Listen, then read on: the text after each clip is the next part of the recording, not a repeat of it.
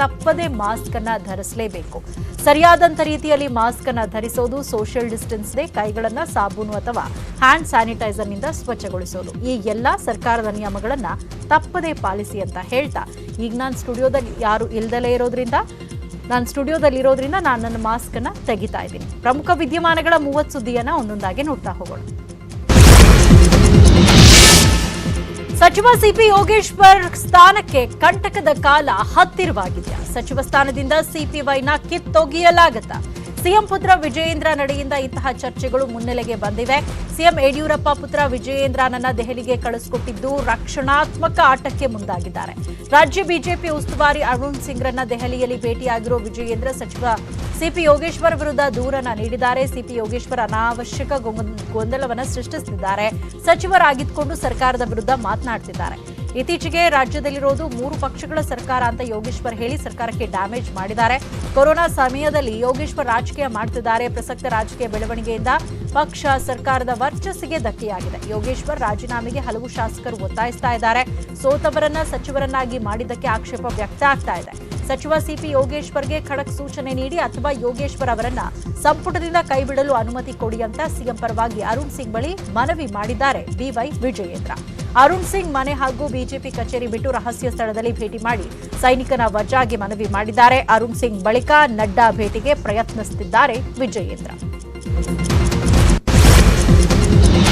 ದೆಹಲಿಯಲ್ಲಿ ವಿಜಯೇಂದ್ರರನ್ನ ಅರುಣ್ ಸಿಂಗ್ ಭೇಟಿಯಾಗಿ ಜಿಂದಾಲ್ಗೆ ನೀಡಿದ ಭೂಮಿ ವಾಪಸ್ ಪಡೆದ ಬಗ್ಗೆ ಮಾಹಿತಿಯನ್ನ ನೀಡಿದ್ದಾರೆ. ಹೈಕಮಾಂಡ್ ಸೂಚನೆ ಮೇರೆಗೆ ಭೂಮಿ ವಾಪಸ್ ಪಡೆದಿದ್ದೇವೆ, ಮುಂದೆಯೂ ಹೈಕಮಾಂಡ್ ನಿರ್ದೇಶನದ ಮೇರೆಗೆ ನಮ್ಮ ನಡೆಯಿರುತ್ತೆ ಅಂತ ಸಿಎಂ ಪರವಾಗಿ ವಿಜಯೇಂದ್ರ ಹೈಕಮಾಂಡ್ಗೆ ವಿವರ ಕೊಟ್ಟಿದ್ದಾರೆ. ಜಿಂದಾಲ್ಗೆ ಭೂಮಿ ನೀಡಿದ ಬಳಿಕ ಸ್ವಪಕ್ಷ ಸೇರಿದಂತೆ ಭಾರಿ ವಿರೋಧ ವ್ಯಕ್ತವಾಗಿತ್ತು. ಸಿಎಂ ಬಿಎಸ್ವೈ ನಿರ್ಧಾರಕ್ಕೆ ಭಾರಿ ಆಕ್ರೋಶ ಕಂಡುಬಂದಿತ್ತು. ಇದೀಗ ಕುರ್ಚಿ ಉಳಿಸಿಕೊಳ್ಳಲು ರಕ್ಷಣಾತ್ಮಕ ಆಟ ಆಡಲು ಮುಂದಾದ ಸಿಎಂ ಯಡಿಯೂರಪ್ಪ ಹೈಕಮಾಂಡ್ ಕೇಳುವ ಮುನ್ನ ವರದಿ ಸಲ್ಲಿಸಲು ಮುಂದಾಗಿದ್ದಾರೆ.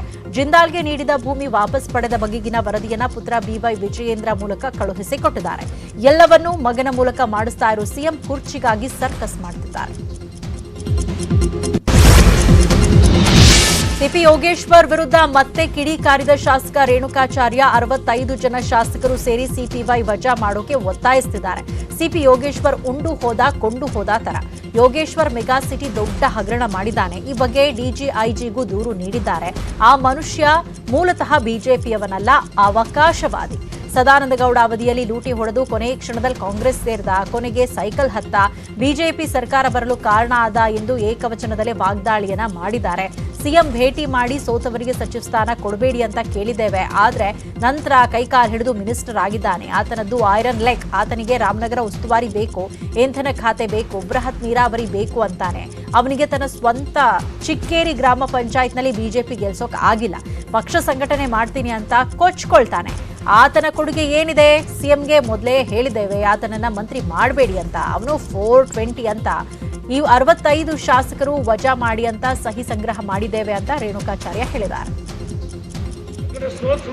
ನೀನೇ ತಿರಸ್ಕಾರ ಆಗಿದೆಯಾ? ನೀವು ಉಸ್ತುವಾರಿ ಆಗ್ಬೇಕು. ಮಂತ್ರಿ ಕೊಟ್ಟಿದ್ದೆ ದೊಡ್ಡ ಅಪರಾಧ. ನಾವು ಮಾನ್ಯ ಮುಖ್ಯಮಂತ್ರಿಗಳು ಹೇಳಿದ್ವಿ, ನಾವು ನಮ್ಮ ರಾಜಗೌಡ ಎಲ್ಲರೂ ಮಾಡಬೇಡ್ರಿ ಇದ್ದ 420 ಅಂತ ಹೇಳಿ ಕೇಳಿಲ್ಲ, ಮಾಡಿದ್ರು. ಮುಖ್ಯಮಂತ್ರಿಗಳ ಮೇಲೆ ದೂರು ಕೊಡ್ತಾರೆ.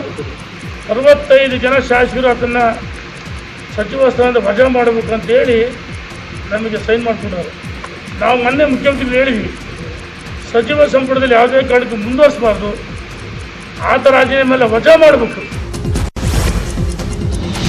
ಕರ್ನಾಟಕದಲ್ಲಿ ದಿನೇ ದಿನೇ ಕೊರೋನಾ ಸೋಂಕಿನ ಸಂಖ್ಯೆ ಇಳಿಮುಖವಾಗ್ತಾ ಇದ್ದು ಜನ ಅನ್ಲಾಕ್ನ ನಿರೀಕ್ಷೆಯಲ್ಲಿದ್ದಾರೆ. ಜೂನ್ 7ರ ನಂತರ ಮತ್ತೆ ರಾಜ್ಯದಲ್ಲಿ ಲಾಕ್ಡೌನ್ ವಿಸ್ತರಣೆ ಆಗುತ್ತಾ ಇಲ್ಲ ಅನ್ಲಾಕ್ ಆಗುತ್ತಾ ಅನ್ನೋ ಪ್ರಶ್ನೆ ಎದುರಾಗಿದೆ. ತಜ್ಞರ ವರದಿ ಪ್ರಕಾರ ಇನ್ನು 3 ವಾರ ಲಾಕ್ಡೌನ್ ವಿಸ್ತರಣೆ ಮಾಡಿದ್ರೆ ಸೋಂಕು ಮತ್ತಷ್ಟು ಹತೋಟಿಗೆ ಬರುತ್ತೆ ಎಂದಿದ್ದಾರೆ. ಇವೆಲ್ಲದಕ್ಕೂ ನಾಳೆ ಉತ್ತರ ಸಿಗಲಿದೆ.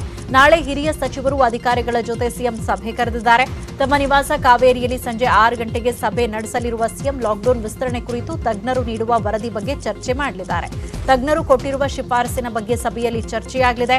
ಸಭೆಯಲ್ಲಿ ಕೋವಿಡ್ ಜವಾಬ್ದಾರಿ ಹೊತ್ತ ಸಚಿವರು ಮತ್ತು ಸರ್ಕಾರದ ಹಿರಿಯ ಅಧಿಕಾರಿಗಳು ಭಾಗಿಯಾಗಲಿದ್ದಾರೆ. ಲಾಕ್ಡೌನ್ ಬಗ್ಗೆ ಪ್ರತಿಕ್ರಿಯಿಸಿದ ಆರೋಗ್ಯ ಸಚಿವ ಸುಧಾಕರ್, ಜೂನ್ 7ರ ನಂತರವೂ ಲಾಕ್ಡೌನ್ ಮುಂದುವರಿಸುವ ಸಾಧ್ಯತೆ ಇದೆ ಎಂದಿದ್ದಾರೆ. ನಾವು ಸಿಎಂಗೆ ಸಲಹೆ ಕೊಡ್ತೇವೆ, ತೀರ್ಮಾನವನ್ನ ಸಿಎಂ ಮಾಡ್ತಾರೆ ಅಂದ್ರು. ಲಾಕ್ಡೌನ್ ಬಗ್ಗೆ ಸಿಎಂ ಯಡಿಯೂರಪ್ಪ ನಾಳೆ ಸಚಿವರ ಜೊತೆ ಸಭೆ ನಡೆಸಿ ಮುಂದಿನ ಕ್ರಮಗಳ ಬಗ್ಗೆ ಸಮಾಲೋಚನೆ ನಡೆಸಲಿದ್ದಾರೆ. ಗುರುವಾರ ಡಾಕ್ಟರ್ ದೇವಿ ಶೆಟ್ಟಿ ನೇತೃತ್ವದ ಸಮಿತಿ ಜೊತೆಯೂ ಸಭೆ ನಡೆಸಿ ತಜ್ಞರ ಅಭಿಪ್ರಾಯ ಸಂಗ್ರಹಿಸಿ ಲಾಕ್ಡೌನ್ ಬಗ್ಗೆ ಸಿಎಂ ಬಿಎಸ್ವೈ ನಿರ್ಧಾರ ಪ್ರಕಟಿಸಲಿದ್ದಾರೆ. ಅವರು 5% ಕೆಳಗಡೆ ಬರಬೇಕು ಹಾಗೂ 5,000 ಕೇಸಸ್ಗಿನ್ನ ಕೆಳಗಡೆ ಬಂದಾಗ ಈ ಒಂದು ಕ್ರಮಗಳೇನು ತೆಗೆದುಕೊಂಡಿದ್ದೀರಿ ಅದನ್ನು ಸ್ವಲ್ಪ ರಿಲ್ಯಾಕ್ಸ್ ಮಾಡ್ಬೋದು. ಅಲ್ಲಿವರೆಗೂ ಕೂಡ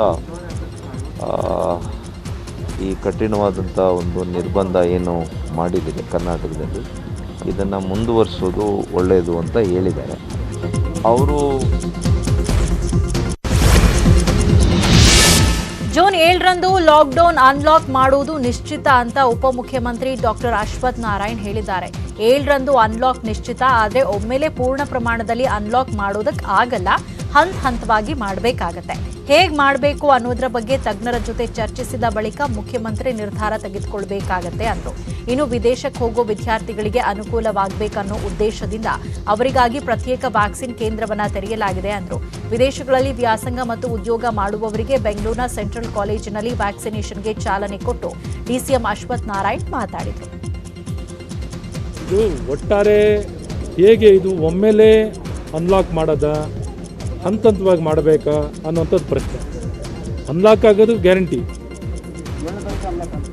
ಆಗೋದು ಗ್ಯಾರಂಟಿ, ಆದರೆ ಎಷ್ಟು ಮಟ್ಟದಲ್ಲಿ ಹಂತವಾಗಿ ಮಾಡಬೇಕಾ, ಯಾವ ರೀತಿ ನಡಿಬೇಕು ಅನ್ನೋಂಥದ್ದು ಇದೆ. ಒಮ್ಮೆಲೇ ಮಾಡೋಂಥ ಯೋಚನೆಗಳಿಲ್ಲ, ಏನೇನು ಮಾಡಬೇಕು ಅಂತ ಹಂತವಾಗಿ ನೋಡೋಂಥದ್ದು ಆಗುತ್ತೆ. ಈಗಾಗಲೇ ಎಲ್ಲರೂ ವ್ಯಕ್ತಪಡಿಸುವಂಥದ್ದು ಆಗ್ತಿದೆ, ಬಟ್ ಇದನ್ನು ನೋಡಿ ವ್ಯವಸ್ಥಿತವಾಗಿ. ಲಾಕ್ಡೌನ್ ವಿಸ್ತರಣೆ ವಿಚಾರವಾಗಿ ಮಾತನಾಡಿದ ಬಿಬಿಎಂಪಿ ಮುಖ್ಯ ಆಯುಕ್ತ ಗೌರವ್ ಗುಪ್ತಾ ಅಂತಿಮ ನಿರ್ಧಾರ ಸರ್ಕಾರ ಕೈಗೊಳ್ಳುತ್ತೆ ಅಂತ ಹೇಳಿದ್ದಾರೆ. ತಜ್ಞರು ತಮ್ಮ ಅಭಿಪ್ರಾಯವನ್ನ ನೀಡಿದ್ದಾರೆ, ಅಂತಿಮವಾಗಿ ಸರ್ಕಾರ ನಿರ್ಧಾರ ಕೈಗೊಳ್ಳುತ್ತೆ. ಸರ್ಕಾರದ ಸೂಚನೆ ಮೇರೆಗೆ ನಾವು ಕೆಲಸ ಮಾಡ್ತೀವಿ. ಸ್ಲಂಗಳಲ್ಲಿ ವ್ಯಾಕ್ಸಿನ್ ನಿರೀಕ್ಷಿತ ಯಶಸ್ಸು ಕಾಣದ ಹಿನ್ನೆಲೆಯಲ್ಲಿ ಎನ್ಜಿಒಗಳು ಸಿಎಸ್ಆರ್ ಅನುದಾನದಡಿ ವ್ಯಾಕ್ಸಿನ್ ಅಭಿಯಾನ ಮಾಡ್ತಿವೆ. ಸ್ಲಂಗಳಲ್ಲಿ ಇನ್ನಷ್ಟು ಚುರುಕುಗೊಳಿಸೋ ಕೆಲಸ ಮಾಡಲಾಗುವುದು ಅಂತ ಹೇಳಿದ್ದಾರೆ. ಇದು ಒಂದು ಪ್ರಶ್ನೆ ಏನಾಗಿದೆ ಅಂದರೆ ಇಟ್ಸ್ ಹೈಪೋಥೆಟಿಕಲ್ ಕ್ವೆಶ್ಚನ್ನು. ಅದನ್ನು ಸರ್ಕಾರ ಮಟ್ಟದಲ್ಲಿ ಒಂದು ನಿರ್ಣಯವನ್ನು ತೆಗೆದುಕೊಳ್ಬೇಕಾಗಿದೆ. ಸರ್ಕಾರ ಮಟ್ಟದಲ್ಲಿ ಚರ್ಚೆ ಆಗಲಿಕ್ಕೆ ಇದೆ. ನಾವು ನಮ್ಮ ಅಭಿಪ್ರಾಯವನ್ನು ಕೂಡ ಹೇಳಿದ್ದೀವಿ. ಹಲವಾರು ಸಭೆ ಸಮಾರಂಭಗಳಲ್ಲಿ ಅದರ ಬಗ್ಗೆ ಚರ್ಚೆ ಆಗಿದೆ. ಇವತ್ತು ಕೂಡ ಬೆಳಗ್ಗೆ ಕೆಲವು ಸರ್ಕಾರದ ಮುಖ್ಯಸ್ಥರ ಜೊತೆಗೆ ನಾನು ಮಾತನಾಡಿದ್ದೀನಿ. ಅದರ ಬಗ್ಗೆ ಶೀಘ್ರವೇ ಒಂದು ನಿರ್ಣಯ. ವಿಪಕ್ಷ ನಾಯಕ ಸಿದ್ದರಾಮಯ್ಯಗೆ ಜ್ವರ ಕಾಣಿಸಿಕೊಂಡಿದೆ. ಹೀಗಾಗಿ ಮಣಿಪಾಲ್ ಆಸ್ಪತ್ರೆಗೆ ವಿಪಕ್ಷ ನಾಯಕ ಸಿದ್ದರಾಮಯ್ಯ ತೆರಳಿದ್ದಾರೆ. ಮೆಡಿಕಲ್ ಚೆಕಪ್ಗಾಗಿ ಸಿದ್ದರಾಮಯ್ಯ ತೆರಳಿದ್ದಾರೆ. ನಿನ್ನೆ ರಾತ್ರಿಯಿಂದ ಸಿದ್ದರಾಮಯ್ಯ ಅವರಿಗೆ ಜ್ವರ ಕಾಣಿಸಿಕೊಂಡಿತ್ತು. 2 ದಿನ ಎಲ್ಲ ಕಾರ್ಯಕ್ರಮವನ್ನು ರದ್ದುಗೊಳಿಸಿರುವ ಸಿದ್ದರಾಮಯ್ಯ ಫ್ಯಾಮಿಲಿ ಡಾಕ್ಟರ್ ಸಲಹೆಯಂತೆ ಮಣಿಪಾಲ್ ಆಸ್ಪತ್ರೆಗೆ ತೆರಳಿದ್ದಾರೆ. ಕುಟುಂಬ ಸದಸ್ಯರ ಜೊತೆಯಲ್ಲಿ ಮಣಿಪಾಲ್ ಆಸ್ಪತ್ರೆಗೆ ತೆರಳಿದ ಸಿದ್ದರಾಮಯ್ಯ ಕೊರೋನಾ ಪರೀಕ್ಷೆ ಮಾಡಿಸಿದ್ದು ವರದಿ ನೆಗೆಟಿವ್ ಬಂದಿದೆ. ಮೊದಲನೇ ಅಲೆಗಿಂತಲೂ 2ನೇ ಅಲೆ ಭಿನ್ನವಾಗಿತ್ತು. 2ನೇ ಅಲೆಗಿಂತಲೂ 3ನೇ ಅಲೆ ಭಿನ್ನವಾಗಿರುತ್ತೆ. ಇದಕ್ಕೆ ಅಗತ್ಯ ಸಿದ್ಧತೆ ಮಾಡ್ಕೊಳ್ತಾ ಇದ್ದೇವೆ ಅಂತ ಆರೋಗ್ಯ ಸಚಿವ ಡಾಕ್ಟರ್ ಸುಧಾಕರ್ ಹೇಳಿದ್ದಾರೆ. 3ನೇ ಅಲೆಗೆ ಯಾವ ರೀತಿ ಸಿದ್ಧತೆ ಮಾಡ್ಕೊಳ್ಬೇಕು ಅಂತ ಚರ್ಚೆ ಮಾಡಿದ್ದೇವೆ. ಪ್ರತಿ ಜಿಲ್ಲೆಯಲ್ಲೂ ಆಕ್ಸಿಜನ್ ಪ್ಲಾಂಟ್ ನಿರ್ಮಾಣ, ಪ್ರತಿ ತಾಲೂಕು ಜಿಲ್ಲಾ ಆಸ್ಪತ್ರೆಗಳಲ್ಲಿರುವ ಪ್ರಾಥಮಿಕ ಕೇಂದ್ರಗಳಲ್ಲಿ ಬೆಡ್ ಹೆಚ್ಚಳ ಮಾಡಲಾಗುವುದು, ಮಕ್ಕಳಿಗೆ ಚಿಕಿತ್ಸೆ ಕೊಡಲು ವೈದ್ಯರಿಗೆ ಟ್ರೈನಿಂಗ್ ನೀಡುವುದು, ಮಂಗಳೂರು ಮತ್ತು ವಿಜಯಪುರದಲ್ಲಿ ಜಿನೋವಿಕ್ ಲ್ಯಾಬ್ ತೆರೆಯಲು ನಿರ್ಧಾರ ಆಗಿದೆ ಅಂತ ಸುಧಾಕರ್ ಹೇಳಿದ್ದಾರೆ. 3ನೇ ಅಲೆಗೆ ಸಿದ್ಧತೆಗಳನ್ನು ಮಾಡಿಕೊಳ್ಳುವಂಥದ್ದು ಭಾಳ ಮುಖ್ಯ. ಆ ನಿಟ್ಟಿನಲ್ಲಿ ನಾವು ಮಾಡ್ತಾಯಿದ್ದೀವಿ. ವೈದ್ಯಕೀಯ ಸಿಬ್ಬಂದಿ ಆಗಲಿ, ವೈದ್ಯಕೀಯ ವ್ಯವಸ್ಥೆಗಳು, ಮೂಲಭೂತ ಸೌಕರ್ಯ, ಈ 3 ಕೂಡ ಇಡೀ ದೇಶದಲ್ಲಿ ಅತಿ ಹೆಚ್ಚು ಯಾವುದಾದ್ರೂ ಇದೆ ಅದು ಕರ್ನಾಟಕ. 3ನೇ ಅಲೆಗೆ ಚಿತ್ರದುರ್ಗದಲ್ಲಿ ವ್ಯಕ್ತಿಯೊಬ್ಬರಿಗೆ ಚರ್ಮದ ಬ್ಲಾಕ್ ಫಂಗಸ್ ಪತ್ತೆಯಾಗಿದೆ. ಚಿತ್ರದುರ್ಗದ ಕರ್ನಾಟಕ ಇಎನ್ಟಿ ಆಸ್ಪತ್ರೆಯಲ್ಲಿ ಬ್ಲಾಕ್ ಫಂಗಸ್ಗೆ ಚಿಕಿತ್ಸೆ ನೀಡಲಾಗ್ತಾ ಇದೆ. ಇಎನ್ಟಿ ತಜ್ಞ ಡಾಕ್ಟರ್ ಎನ್ವಿ ಪ್ರಹ್ಲಾದ್ರಿಂದ ಚಿಕಿತ್ಸೆ ಕೊಡಲಾಗ್ತಾ ಇದೆ. ಕೋವಿಡ್ನಿಂದ ಗುಣಮುಖ ಆಗ್ತಾ ಇದ್ದ 54 ವರ್ಷದ ವ್ಯಕ್ತಿಗೆ ಚರ್ಮದ ಬ್ಲಾಕ್ ಫಂಗಸ್ ಬಂದಿದೆ. ದೇಶದಲ್ಲಿ ಮೊದಲ ಬಾರಿ ಚರ್ಮದ ಬ್ಲಾಕ್ ಫಂಗಸ್ ಪತ್ತೆಯಾಗಿದೆ ಅಂತ ಇಎನ್ಟಿ ತಜ್ಞ ಡಾಕ್ಟರ್ ಎನ್ವಿ ಪ್ರಹ್ಲಾದ್ ಮಾಹಿತಿಯನ್ನ ಕೊಟ್ಟಿದ್ದಾರೆ. ಚರ್ಮದಲ್ಲಿ ಕೂಡ ನಾವು ಇಂಥ ಒಂದು ಬ್ಲ್ಯಾಕ್ ಫಂಗಸ್ ಇರುವ ರೋಗಿಯನ್ನು ನಾವು ನಿನ್ನೆ ನೋಡಿದ್ದೇವೆ. ಅದು ರೋಗಿ ಮಾಸ್ಕನ್ನು ಹಾಕ್ಕೊಂಡು ಬರೆದುಬಿಟ್ಟು ಗಾಯ ಆಗಿದೆ ಅಂದ್ಕೊಂಡಿದ್ರು. ಬಟ್ ನಾವು ನೋಡಿದಾಗ ಆ ರೋಗ ತಪ್ಪಾಗಿ ನಶಿಸಿ ಹೋಗಿತ್ತು. ಸಂಶಯ ಬಂದು ಪರೀಕ್ಷೆಗೆ ಕಳಿಸಿದಾಗ ಅದು ಬ್ಲ್ಯಾಕ್ ಫಂಗಸ್ ಅಂತ ಗೊತ್ತಾಯಿತು. ಇದುವರೆಗೆ ಭಾರತದಲ್ಲಿ ಇದೇ ಪ್ರಕರಣವಾಗಿ ಇದು ವರದಿ ಆಗಿರೋದು. ಸೊ ಅದಕ್ಕೆ ರೋಗಿಗೆ ಹೆಚ್ಚಿನ ಚಿಕಿತ್ಸೆ ಬೇಕಾಗಿದೆ. ಒಂದು ಮೇಜರ್ ಸರ್ಜರಿ ಮಾಡಿ ಆಮೇಲೆ ಅದಕ್ಕೆ ಬೇಕಾಗಿರೋ ಚುಚ್ಚುಮದ್ದನ್ನು ಕೊಟ್ಟು 2ನೇ ಹಂತದಲ್ಲಿ ಚರ್ಮವನ್ನು ಕಸಿ ಮಾಡಲಾಗುತ್ತೆ ಈ ರೋಗಿ. ಸಿಬಿಎಸ್ಇ ಐಸಿಎಸ್ಇ 12ನೇ ತರಗತಿ ಪರೀಕ್ಷೆ ನಡೆಸುವ ವಿಚಾರಕ್ಕೆ ಸಂಬಂಧಪಟ್ಟಂತೆ ಇವತ್ತು ಸಂಜೆ ಮಹತ್ವದ ಸಭೆ ನಡೆಸಲಿದ್ದಾರೆ ಪ್ರಧಾನಿ ನರೇಂದ್ರ ಮೋದಿ. ಬೆಳಗ್ಗೆ ಕೇಂದ್ರ ಸರ್ಕಾರದ ಉನ್ನತ ಅಧಿಕಾರಿಗಳು ಸೆಕೆಂಡ್ ಪಿಯು ಬೋರ್ಡ್ಗಳ ಜೊತೆ ಸಭೆ ಮಾಡಿದ್ರು. ಸಭೆ ಮುಕ್ತಾಯವಾಗಿದ್ದು ಸಿಬಿಎಸ್ಇ ಬೋರ್ಡ್ ಕೇಂದ್ರದ ನಿರ್ಧಾರಕ್ಕೆ ದನಿಗೂಡಿಸಿದೆ. ಸಭೆಯಲ್ಲಿ ಸಾಧಕ ಬಾಧಕಗಳ ಬಗ್ಗೆ ಸಮಾಲೋಚಿಸಿದ್ದು ಪರೀಕ್ಷೆ ನಡೆಸಿ ಅಂತ ಸಿಬಿಎಸ್ಇ ಹೇಳಿದೆ. ಪ್ರಧಾನಿ ಮೋದಿ ಸಭೆ ಬಳಿಕ ಪರೀಕ್ಷೆ ಬಗ್ಗೆ ನಿರ್ಧಾರ ಪ್ರಕಟ ಮಾಡುವ ಸಾಧ್ಯತೆ ಇದೆ. ಪರೀಕ್ಷೆ ಬೇಕೋ ಬೇಡವೋ ಅನ್ನೋ ಬಗ್ಗೆ ನಿರ್ಧರಿಸಲು ಸುಪ್ರೀಂ ಕೋರ್ಟ್ನಿಂದ ನಿನ್ನೆ 2 ದಿನಗಳ ಕಾಲಾವಕಾಶ ಕೇಳಿದ ಕೇಂದ್ರ ಸರ್ಕಾರ ಇವತ್ತು ಮಹತ್ವದ ಸಭೆಯನ್ನ ನಡೆಸಿತ್ತು. ಇನ್ನು ಸಿಬಿಎಸ್ಇ ಐಸಿಎಸ್ಇ 12ನೇ ತರಗತಿ ಪರೀಕ್ಷೆ ರದ್ದುಗೊಳಿಸಲು ಕೇಂದ್ರ ಶಿಕ್ಷಣ ಸಚಿವ ರಮೇಶ್ ಪೋಖ್ರಿಯಾಲ್ಗೆ ಕಾಂಗ್ರೆಸ್ ಅಧಿನಾಯಕಿ ಪ್ರಿಯಾಂಕಾ ಗಾಂಧಿ ಪತ್ರ ಬರೆದಿದ್ದಾರೆ. ಕೊರೋನಾ ಕಾರಣಕ್ಕೆ ಸಿಬಿಎಸ್ಇ ಐಸಿಎಸ್ಇ ಪರೀಕ್ಷೆ ಬೇಡ, ಪರೀಕ್ಷೆಯಿಂದ ವಿದ್ಯಾರ್ಥಿಗಳ ಜೀವಕ್ಕೆ ಅಪಾಯ ಇದೆ ಅಂತ ಪತ್ರದಲ್ಲಿ ಉಲ್ಲೇಖಿಸಿದ್ದಾರೆ. ಸಂಜೆ ಮೋದಿ ಸಭೆಯಲ್ಲಿ ಅಂತಿಮ ನಿರ್ಧಾರ ಕೈಗೊಳ್ಳುವ ಸಾಧ್ಯತೆ ಇದೆ. ರಾಜ್ಯದಲ್ಲಿ ದಿನೇ ದಿನೇ ಬ್ಲಾಕ್ ಫಂಗಸ್ ಕೇಸ್ಗಳು ಹೆಚ್ಚಾಗ್ತಾ ಇದ್ದು ಸೋಂಕಿತರಿಗೆ ಕೇಂದ್ರ ಸರ್ಕಾರ ಔಷಧಿಯನ್ನ ಎಲ್ಲಾ ರಾಜ್ಯಗಳಿಗೂ ಹಂಚಿಕೆ ಮಾಡಿದೆ. ಡೇಂಜರಸ್ ಬ್ಲಾಕ್ ಫಂಗಸ್ ಬಗ್ಗೆ 3ನೇ ಅಲೆ ವಿರುದ್ಧ ತಯಾರಿ ಬಗ್ಗೆ ಮಾತನಾಡಿರುವ ಆರೋಗ್ಯ ಸಚಿವ doctor K Sudhakar block fungus ಕಣ್ಣಿಗೆ ರೀಚ್ ಆದ್ಮೇಲೆ ಕಣ್ ತೆಗಿಬೇಕಾಗತ್ತೆ ಅಂತ ಎಚ್ಚರಿಕೆ ಕೊಟ್ಟಿದ್ದಾರೆ. ಅದು ಮೆದುಳಿಗೆ ಹೋಗದಂತೆ ನೋಡ್ಕೊಳ್ಬೇಕು ಅಂತ ಹೇಳಿದ್ರು. ಕೇಂದ್ರದಿಂದ 1300 ವಾಯಲ್ಸ್ ಕೊಟ್ಟಿದ್ದಾರೆ, ಆದ್ರೆ ಅದು ಸಾಕಾಗಲ್ಲ. ನಾನು ಸದಾನಂದ ಗೌಡರ ಜೊತೆ ಪ್ರತಿನಿತ್ಯ ಮಾತಾಡ್ತಾ ಇದ್ದೇನೆ. ರಾಜ್ಯದಲ್ಲಿ 3ನೇ ಅಲೆ ಎದುರಿಸಲು ಎಲ್ಲ ತಯಾರಿ ನಡೀತಾ ಇದೆ. ನಮ್ಮ ರಾಜ್ಯದಲ್ಲಿ ಅತಿ ಹೆಚ್ಚು ಮಕ್ಕಳ ತಜ್ಞರಿದ್ದಾರೆ. 3ನೇ ಅಲೆಗೆ ಸಿದ್ಧವಾಗಿದ್ದೇವೆ ಅಂತಂದ್ರು. ಕೊರೋನಾ ಸಾವಿನ ಪ್ರಕರಣ ಸುಳ್ಳು ಹೇಳಿಲ್ಲ, ಮುಚ್ಚಿಟ್ಟಿಲ್ಲ. ರಾಜ್ಯ ಸರ್ಕಾರಕ್ಕೆ ಅದರ ಅವಶ್ಯಕತೆ ಇಲ್ಲ ಅಂತ ವಿಪಕ್ಷಗಳ ಆರೋಪಕ್ಕೆ ತಿರುಗೇಟು ಕೊಟ್ಟಿದ್ದಾರೆ. ಔಷಧಿ ಇಲ್ಲ ನೋಡಿ, ಆ ಥರ ಅಲ್ಲ. ಇದು ಕಣ್ಣಿಗೆ ನೋಡಿ ಇವರೇ, ಕಣ್ಣಿಗೆ ಅದು ರೀಚ್ ಆದಮೇಲೆ ಔಷಧಿ ಕೊಡೋದ್ರಿಂದ ಏನು ಉಪಯೋಗ ಇಲ್ಲ. ಆ ಕಣ್ಣನ್ನು ತೆಗಿಲೇಬೇಕಾಗ್ತದೆ, ಕಣ್ಣನ್ನು ಉಳಿಸೋದಕ್ಕೆ, ಮತ್ತು ಆ ಕಣ್ಣಿನಿಂದ ಅದು ಮೆದುಳಿಗೆ ಹೋಗ್ದಿರ ಇರೋದು. ಹಾಗಾಗಿ ಪ್ರೊಸೀಜರ್ ಮಾಡಿದ ಮೇಲೇ ಈ ಔಷಧಿಯ ಅವಶ್ಯಕತೆ ಇರುವಂಥದ್ದು. ನಮಗೆ ಸಿಗ್ತಾ ಇದೆ, ಬಟ್ ಆದರೆ ಅವಶ್ಯಕತೆಗೆ ಅನುಗುಣವಾಗಿ ಸಿಗ್ತಾ ಇದೆ ಅಂತ ಹೇಳಲಿಕ್ಕಾಗಲ್ಲ. ಇವತ್ತು ಕೂಡ 1400 ವೈಲ್ಸನ್ನು ಕೊರೋನಾ ಸಾವಿನ ಬಗ್ಗೆ ಸುಳ್ಳು ಅಂಕಿ ಅಂಶ ಕೊಡ್ತಾ ಇಲ್ಲ ಅನ್ನೋ ಸುಧಾಕರ್ ಹೇಳಿಕೆಗೆ ಕೆಪಿಸಿಸಿ ಅಧ್ಯಕ್ಷ ಡಿಕೆ ಶಿವಕುಮಾರ್ ಟಾಂಗ್ ಕೊಟ್ಟಿದ್ದಾರೆ. ಸುಧಾಕರ್ ಅಣ್ಣ, ನೀವು ಔಷಧಿ ಕೊಡಿಸೋದನ್ನ ನೋಡಿ ಡೆತ್ ಆಡಿಟ್ ಕೆಲಸ ನಿಂಗೆ ಬೇಡ, ಅದು ಬಿಬಿಎಂಪಿ ಮುನ್ಸಿಪಲ್ ರೆವಿನ್ಯೂ ಡಿಪಾರ್ಟ್ಮೆಂಟ್ ನೋಡ್ಕೊಳ್ಳುತ್ತೆ. ಔಷಧಿ ವ್ಯಾಕ್ಸಿನ್ ನೋಡ್ಕೋ. ರಾಜಸ್ಥಾನದಲ್ಲಿ ಡೆತ್ ಆಡಿಟ್ ರಿಪೋರ್ಟ್ ಬಿಡುಗಡೆಯಾಗಿದೆ, ನೀವು ಬಿಡುಗಡೆ ಮಾಡಿ ಅಂತ ಡಿಕೆಶಿ ಟಾಂಗ್ ಕೊಟ್ಟಿದ್ದಾರೆ. ನೋಡ್ರಿ, ನೀನು ಫಸ್ಟು ಸುಧಾಕರಣ, ನಿನ್ನ ಕೈಯಲ್ಲಿ ಬರೀ ಔಷಧಿ ಕೊಡ್ಸೋದು ನೀನು ನೋಡು. ಯಾರೋ ನೀನು ರೆವಿನ್ಯೂ ಇಲಾಖೆ ಇದೆ, ಕಾರ್ಪೊರೇಷನ್ ಇದೆ, ಡೆತ್ ಆಡಿಟ್ ಮಾಡಿಸ್ಲಿ ಫಸ್ಟು. ಪಂಚಾಯತಿ ಇದೆ, ಪಂಚಾಯತಿ ನಮ್ಮ ರೆವಿನ್ಯೂ ಮಿನಿಸ್ಟ್ರು ಅವರ ರೆವಿನ್ಯೂಗೆ ಸಂಬಂಧಪಟ್ಟಂಥ ಅಫಿಷಿಯಲ್ಸ್ ಇದ್ದಾರೆ. ಪಂಚಾಯತಿಯಲ್ಲಿ ಪಂಚಾಯತಿ ಅಫಿಷಿಯಲ್ಸ್ ಇದೆ, ಕಾರ್ಪೊರೇಷನಲ್ಲಿ ಮುನ್ಸಿಪಾಲ್ಟಿಲಿ ಅವ್ರ ಅಫಿಷಿಯಲ್ಸ್ ಇದೆ. ಯಾರು ಸತ್ತಿದ್ರೆ ಯಾರು ಬದುಕಿದ್ದಾರೆ ಅಂತ ಅವ್ರಿಗೆ ಗೊತ್ತಿದೆ. ನೀನು ಫಸ್ಟು ಔಷಧಿ ಕೊಟ್ಬಿಟ್ಟು ಬೆಡ್ ಮಾಡಿಸ್ಬಿಟ್ಟು ಫಸ್ಟ್ ಆ ಕೆಲಸ ಮಾಡಿ ವ್ಯಾಕ್ಸಿನೇಷನ್ ಹಾಕ್ಸೋ ಕೆಲಸ ಮಾಡಪ್ಪ, ಸಾಕು. ಇರಲಿ, ಆಮೇಲೆ ಡೆತ್ ಆಡಿಟ್ ನಿನ್ನ ಕೈಲಿ ಆಗೋದಿಲ್ಲ ಈ ಕೆಲಸ. ಈಗ ನಿನ್ಗೆ ಆ ಕೆಲಸ ಕೊಡೋದು ಬೇಡ. ಡಿಆರ್ಡಿಒ ತಯಾರಿಸಿದ ಕೋವಿಡ್ ಡ್ರಗ್ 2 ಡಿಜಿ ಬಳಕೆಗೆ ಕೇಂದ್ರ ಸರ್ಕಾರ ಮಾರ್ಗಸೂಚಿಯನ್ನ ಪ್ರಕಟಿಸಿದೆ. ಕೋವಿಡ್ ರೋಗಿಗಳ ತುರ್ತು ಚಿಕಿತ್ಸೆಗಾಗಿ ಕಂಡುಹಿಡಿದಿರುವ 2 ಡಿಜಿ ಔಷಧಿಯನ್ನ ಹೈದರಾಬಾದ್ನ ಡಾಕ್ಟರ್ ರೆಡ್ಡೀಸ್ ಲ್ಯಾಬ್ ಅಭಿವೃದ್ಧಿಪಡಿಸಿದೆ. ಈ 2 ಡಿಜಿ ಔಷಧಿಯನ್ನ ವೈದ್ಯರ ಮೇಲ್ವಿಚಾರಣೆಯಲ್ಲೇ ನೀಡಬೇಕು. ಅನಿಯಂತ್ರಿತ ಸಕ್ಕರೆ, ಹೃದಯ, ಮೂತ್ರಪಿಂಡದ ರೋಗಿಗಳಿಗೆ ನೀಡುವಂತಿಲ್ಲ. ಗರ್ಭಿಣಿ ಮತ್ತು ಹಾಲುಣಿಸುವ ಮಹಿಳೆಯರಿಗೆ ಕೊಡುವಂತಿಲ್ಲ. 18 ವರ್ಷಕ್ಕಿಂತ ಕಡಿಮೆ ವಯಸ್ಸಿನ ರೋಗಿಗಳಿಗೆ 2G ನೀಡಬಾರದು.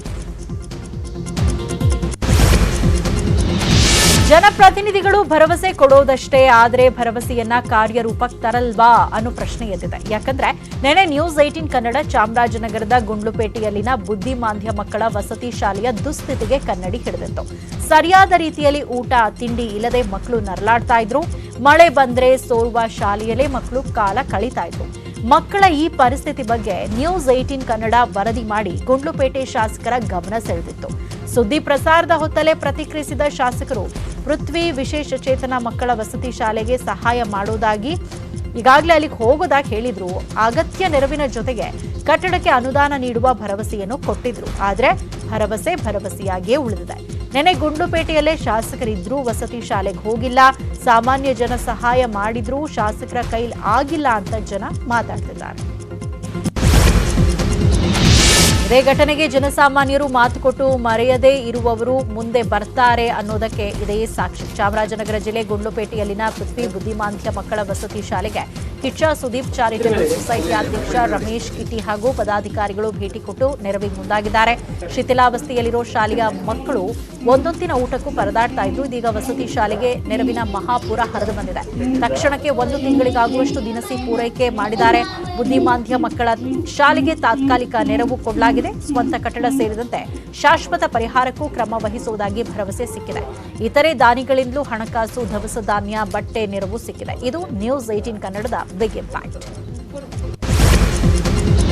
ಚಿತ್ರದುರ್ಗದಲ್ಲಿ ಉಡಬಳ್ಳಿ ಬಳಿ ಲಾರಿ ಪಲ್ಟಿಯಾಗಿದೆ. ಲಾರಿ ಅಡಿ ಸಿಲುಕಿದ್ದ ಇಬ್ಬರನ್ನ ರಕ್ಷಣೆ ಮಾಡಲಾಗಿದೆ. ಚಿತ್ರದುರ್ಗ ಜಿಲ್ಲೆ ಹಿರಿಯೂರು ತಾಲೂಕಿನ ಉಡುವಳ್ಳಿ ಕ್ರಾಸ್ ಬಳಿ ಘಟನೆ ನಡೆದಿದೆ. ಅಪಘಾತ ಮಾರ್ಗದಲ್ಲಿ ತೆರಳುತ್ತಾ ಇದ್ದ ಡಿಸಿ ಕವಿತಾ ಮನ್ನಿಕೇರಿ ಅಪಘಾತಕ್ಕೊಳಗಾಗಿ ಗಾಯಗೊಂಡಿದ್ದವರಿಗೆ ಸಹಾಯ ಮಾಡಿದ್ದಾರೆ. ಆಂಬ್ಯುಲೆನ್ಸ್ ತರಿಸಿ ಗಾಯಾಳುಗಳನ್ನು ಆಸ್ಪತ್ರೆಗೆ ಶಿಫ್ಟ್ ಮಾಡಿಸಿದ್ರು.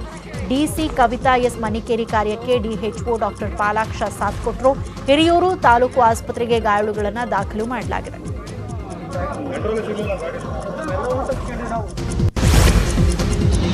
ಬಳ್ಳಾರಿ ಕೊರೋನಾ ಸೋಂಕಿನಿಂದ ಶತಾಯುಷಿಗಳು ಗುಣಮುಖರಾಗಿದ್ದಾರೆ. ಬಳ್ಳಾರಿ ಜಿಲ್ಲೆಯ ಸಂಡೂರು ತಾಲೂಕಿನ ತುಂಬದರಗುಡ್ಡಿ ಗ್ರಾಮದ ದಂಪತಿಗಳಾದ 103 ವರ್ಷದ ಈರಣ್ಣ ಮತ್ತು 101 ವರ್ಷದ ಈರಮ್ಮ ಕೊರೋನಾ ಗೆದ್ದ ದಂಪತಿಗಳು. ಕಳೆದ 15 ದಿನಗಳ ಹಿಂದೆ ಇಬ್ಬರಿಗೂ ಕೊರೋನಾ ಒಕ್ಕರಿಸಿತ್ತು.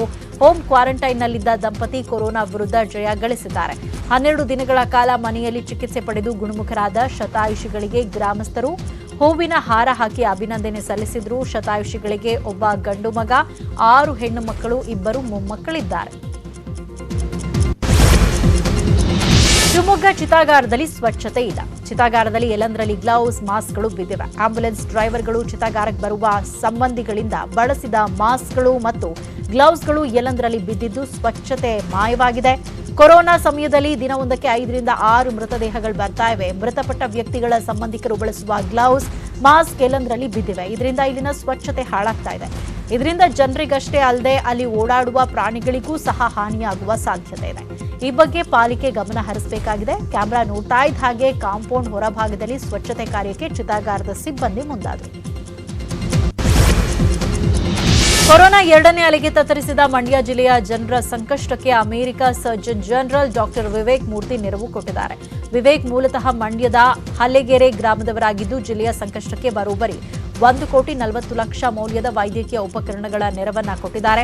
ಕೊರೋನಾ ಸಂಕಷ್ಟದಲ್ಲಿ ತವರು ಜಿಲ್ಲೆಯನ್ನ ಮರೆಯದೇ ಜಿಲ್ಲೆಯ ಸಂಕಷ್ಟಕ್ಕೆ ಮಿಡಿದಿದ್ದಾರೆ. ಈ ಮೂಲಕ 70 oxygen concentrator, 25 digital thermometer, 2 lakh N95 mask, 5,000 face shield, 400 powder ರಹಿತ ಗ್ಲೌಸ್, 50 ಆಕ್ಸಿಜನ್ ಕ್ಯಾನಲ್, 5 ವೋಲ್ಟೇಜ್ ಟ್ರಾನ್ಸ್ಫಾರ್ಮರ್ಗಳನ್ನು ನೀಡ್ತಾ ಇದ್ದು ಇಂದು ಜಿಲ್ಲಾಡಳಿತಕ್ಕೆ ಹಸ್ತಾಂತರಿಸಲು ಮುಂದಾಗಿದ್ದಾರೆ. ಅಮೆರಿಕದಲ್ಲಿದ್ದರೂ ತವರು ಜಿಲ್ಲೆ ಮರೆಯದೆ ನೆರವು ನೀಡಲು ಮುಂದಾಗಿರೋ ಡಾಕ್ಟರ್ ವಿವೇಕ್ ಮೂರ್ತಿಯ ನೆರವಿಗೆ ಗ್ರಾಮಸ್ಥರು ಸೇರಿದಂತೆ ಜಿಲ್ಲೆಯ ಜನರು ಮೆಚ್ಚುಗೆ ವ್ಯಕ್ತಪಡಿಸಿದ್ದಾರೆ. ಕೊಟ್ಟಿದ್ದಾರೆ.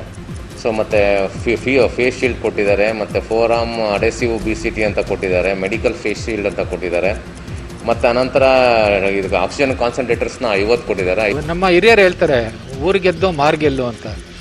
ಅವರು ಅಮೆರಿಕಾಗೆ ಹೋದ್ರೂ ಕೂಡ ಹುಟ್ಟೂರನ್ನು ಮರೆತಿಲ್ಲ.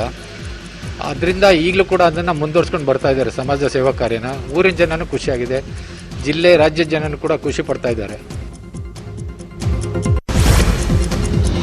ಇನ್ನುಳಿದ 10 ಪ್ರಮುಖ ಸುದ್ದಿ ನೋಡೋಣ ಚಿಕ್ಕ ಬ್ರೇಕ್ ಆದ್ಮೇಲೆ.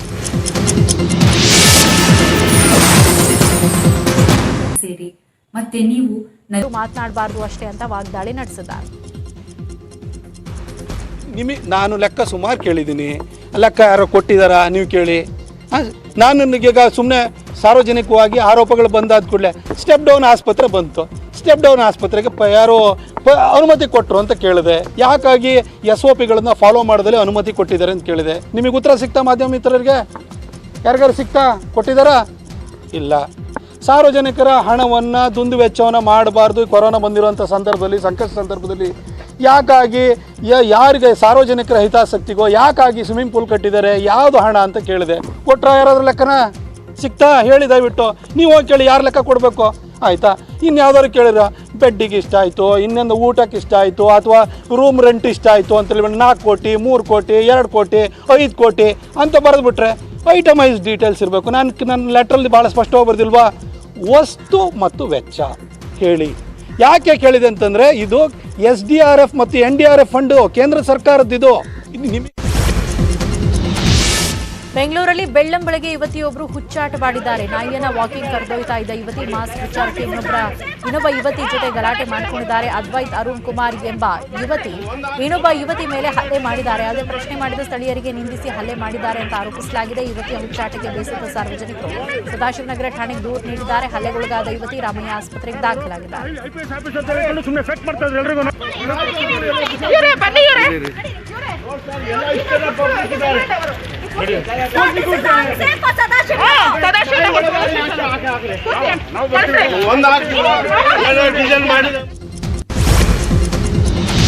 ರಾಜ್ಯದಲ್ಲಿ ಲಾಕ್ಡೌನ್ ಇದ್ರೂ ಕೆಲವೆಡೆ ಜನ ಡೋಂಟ್ ಕೇರ್ ಅಂತಿದ್ದಾರೆ. ಬೆಂಗಳೂರಿನ ಶಿವಾಜಿನಗರದಲ್ಲಿ ಟಫ್ ರೂಲ್ಸ್ ಇದ್ರೂ ಜನ ಮಾಸ್ಕ್ ಅಂತರ ಇಲ್ಲದೆ ಓಡಾಡ್ತಿದ್ದಾರೆ.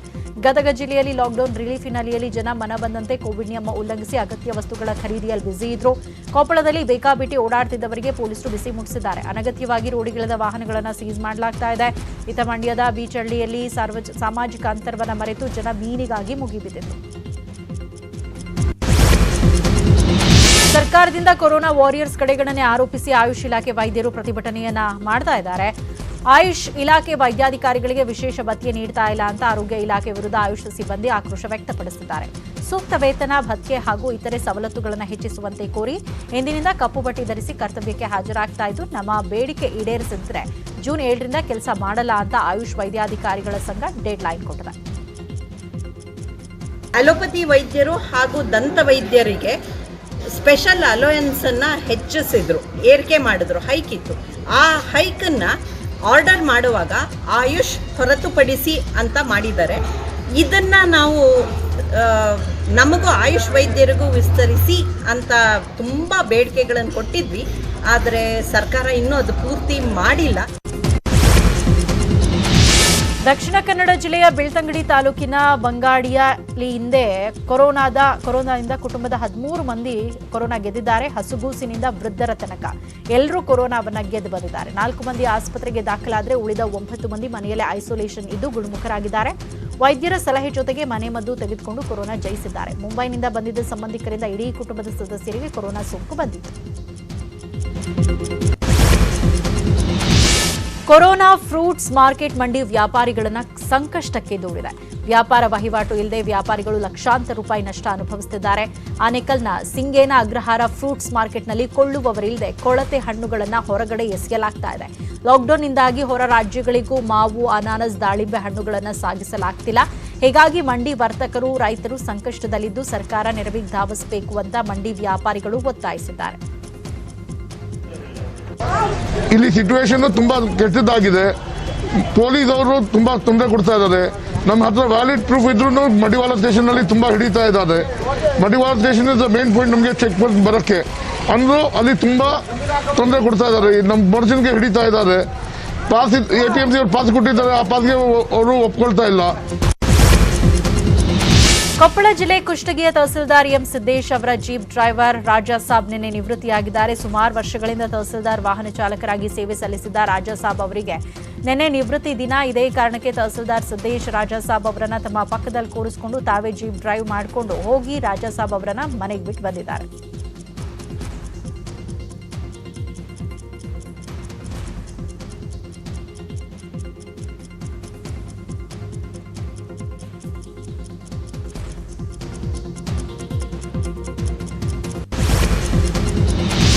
ಕೊಪ್ಪಳದ ಗಂಗಾವತಿ ತಾಲೂಕಿನ ಮಲ್ಲಾಪುರದಲ್ಲಿ ಕೋವಿಡ್ ಕೇರ್ ಸೆಂಟರ್ನಲ್ಲಿ ಆಡಿಸಿ ಮಾನಸಿಕ ನೋವು ಮರೆಸುವ ಯತ್ನ ಮಾಡುತ್ತಿದ್ದಾರೆ. ದಾವಣಗೆರೆಯ ಹೊನ್ನಾಳಿಯಲ್ಲಿರುವ ಕೋವಿಡ್ ಸೆಂಟರ್ನಲ್ಲಿ ಶಾಸಕ ರೇಣುಕಾಚಾರ್ಯ ಸೋಂಕಿತರಿಗೆ ವಿವಿಧ ಯೋಗಾಸನದ ಬಗ್ಗೆ ಹೇಳಿಕೊಟ್ಟಿದ್ದಾರೆ. ಚಿತ್ರದುರ್ಗದಲ್ಲೂ ಡಾಕ್ಟರ್ ಶ್ರುತಿ ಎಂಬುವವರು ಸೋಂಕಿತರಿಗೆ ಆತ್ಮಸ್ಥೈರ್ಯ ತುಂಬಲು ನಾಗಿನಿ ನಾಗಿನಿ ಹಾಡಿಗೆ ಹೆಜ್ಜೆ ಹಾಕಿ ಖುಷಿ ಪಡಿಸಿದ್ದಾರೆ.